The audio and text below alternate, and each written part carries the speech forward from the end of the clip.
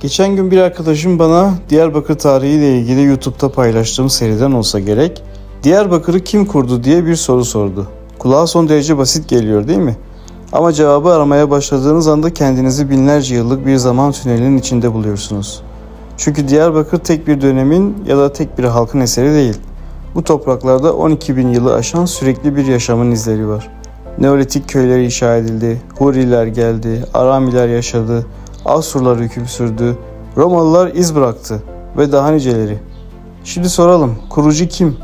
İlk evi inşa eden mi, ilk surları yükselten mi, şehri bir başkente dönüştüren mi, yoksa ona bugün bildiğimiz kimliği kazandıranlar mı? Diyarbakır gibi kadim şehirler için böyle bir sorunun tek cevabı yoktur. İşte Diyarbakır'ın asıl hikayesi tam olarak bu. Tek bir kurucunun değil, binlerce yıl boyunca üst üste eklenen hayatların, kültürlerin ve insanların ortak hikayesi.